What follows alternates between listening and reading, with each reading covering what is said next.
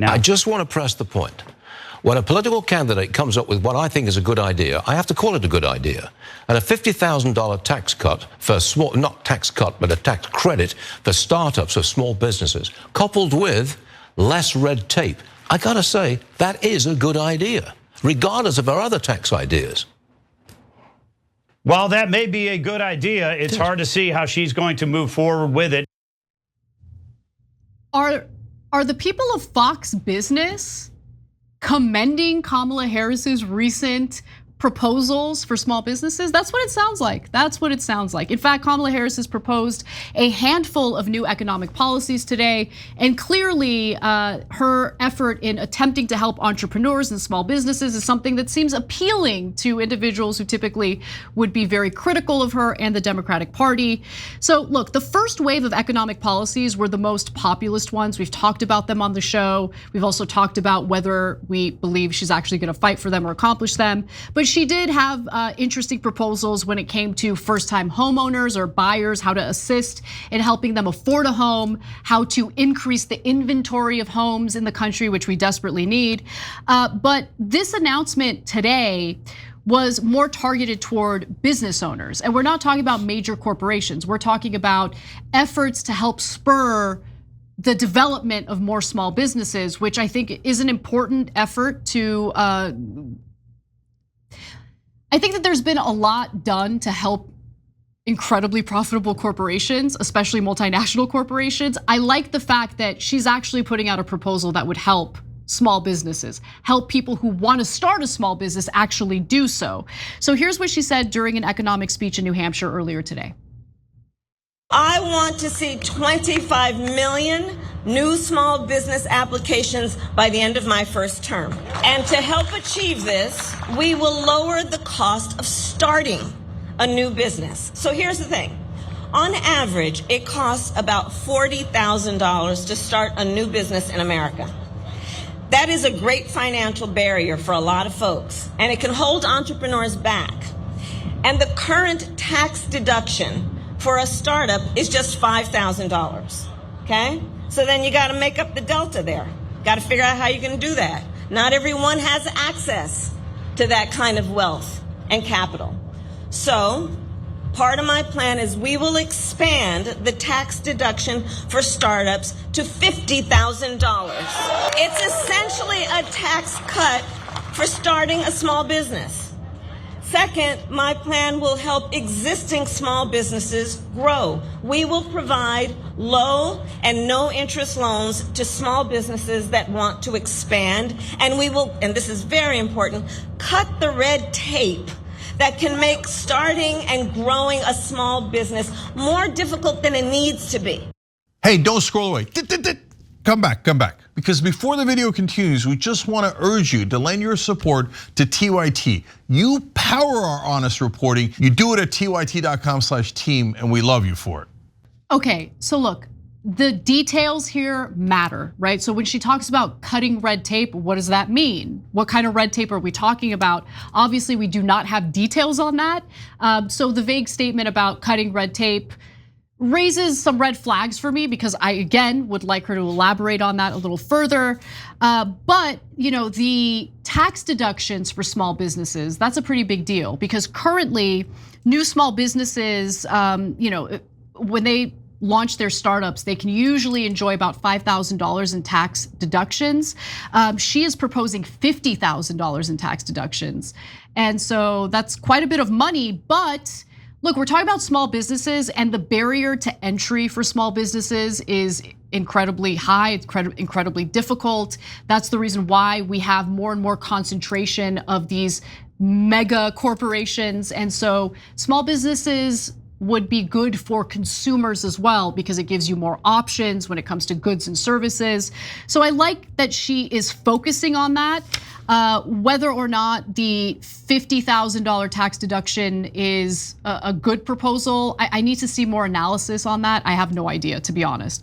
But I should also note that Biden wanted to spur 19 million new businesses. She has upped the game by saying she'd like to spur 25 million new businesses. And again, a lot of her proposals are probably gonna receive some resistance in Congress. So it really depends on the makeup of Congress, whether or not she's going to have majorities in the House and the Senate, which seems somewhat unlikely, to be honest with you. But I'm curious what you think, John, about what she's proposing here so far. I'm glad you brought up that last point, because the feasibility I want to return to. Yes. In the video that you played, there was a little bit about that. Yeah, some of these numbers are hard for a person who doesn't has never started a business, and I think many people probably watching to test this to really process. You're going from 5,000 to 50,000. That's obviously much bigger. How helpful actually is that to a new business? And when she says, I want to see 25 million new businesses, I mean, that's all fine and good. That doesn't necessarily mean anything. Does that mean the proposals that we're putting forward, we did an analysis and it's expected that it will spur the, I don't know. And then you hear the number 25 million new businesses and I think, are there 25 million businesses in America? That seems like an incredibly large amount of 1 in 10 people are going to start a new business over the next 4 years. Or maybe it is that, they say 50% of all new restaurants fail within 6 months. True. Maybe there's a lot of churn in that, I don't know. But some of it sounds good. In terms of the feasibility, I thought that clip you played with Stuart Varney and whatever that other guy is was interesting, because he was all jazzed because business or whatever. And then the other guy was like, well, that's all well and good, but how is she going to get it done? Well, presumably legislation, and then you might counter, well, the Republicans wouldn't support it. Why? I know, I mean, this is a business tax cut. Republicans purport to love small businesses, want to help support small businesses.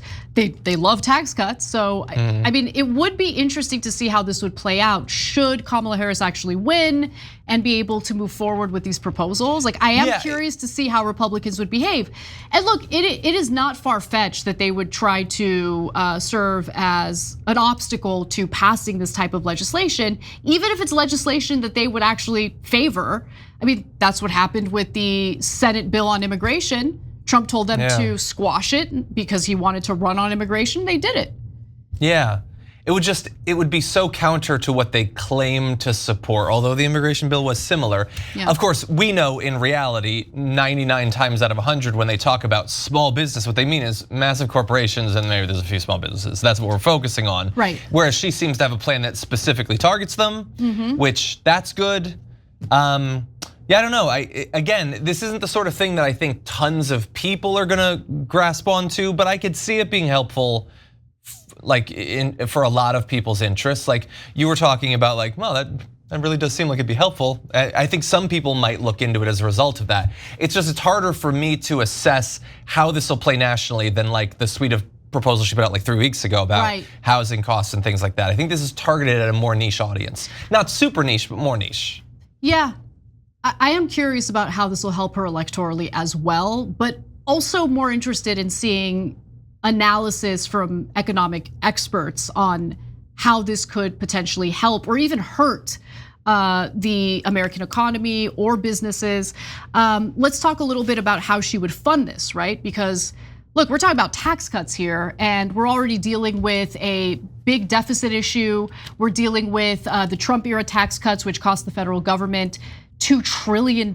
So how is she gonna pay for this, right? Let's ask that question. The question that you'd hear from CNN if someone was proposing Medicare for all. How are you gonna pay for it? Well, she is apparently branding herself as fiscally disciplined, which is usually a Republican line, but let's tell you what she means here. Harris is expected to argue on the campaign trail that the revenue gained by rolling back certain provisions in the 2017 Tax Cuts and Jobs Act should be used to fund community level investments and other programs that affect Americans in a more targeted way. Harris believes the federal government should use those expiring tax cuts to get at issues that affect the bottom line for the average American. I would rather go to billionaires, but that sounds okay. Yeah, but look, that is also a very vague statement. Like what does that mean? Okay, it should go toward, use those expiring tax cuts or the revenue that will be generated as a result of those tax cuts expiring. Use those on issues that affect the bottom line for the average American. Yeah. Okay. Yeah, I mean, that obviously isn't just intended to explain how she's going to fund this plan, but a lot of what she's going to be proposing, I guess. And they are big figures. I mean, you talked about how much the tax cuts originally cost, and I just saw an estimate earlier today that continuing those and expanding them in the variety of ways that Donald Trump has promised on the campaign trail is estimated over the next decade to cost over $10.5 trillion. So these are very large sums of money that could pay for a lot of stuff, theoretically.